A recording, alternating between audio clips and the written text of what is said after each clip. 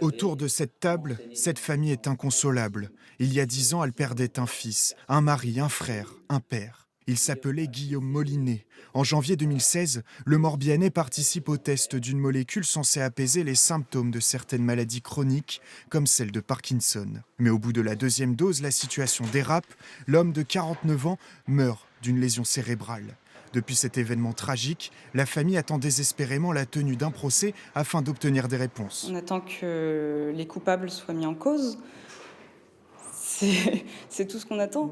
On a besoin de ça, en fait. Que chacun prenne ses responsabilités. Je veux dire, à notre niveau individuel, on est sans cesse confronté à ce genre de choses où on nous demande de prendre nos responsabilités, Oui. ce que l'on fait. Et là, à eux de prendre leurs responsabilités. Parce que là, on parle d'un décès. La molécule du laboratoire portugais Bial est pointée du doigt.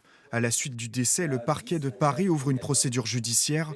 Aujourd'hui, on apprend que depuis 2023, le laboratoire et le responsable des essais cliniques sont mis en examen pour homicide et blessures involontaires. Selon l'avocat de la famille, un rapport d'expertise révèle des éléments accablants.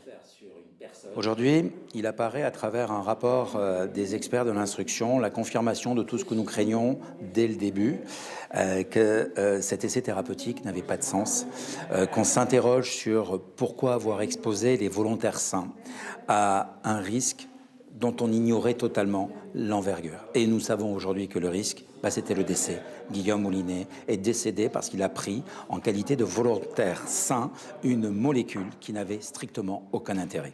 De son côté, le laboratoire réfute ces accusations. Il a lancé une contre-expertise pour prouver que la molécule n'est pas responsable du drame. La famille de Guillaume Molinet risque d'attendre encore plusieurs années avant la tenue d'un procès.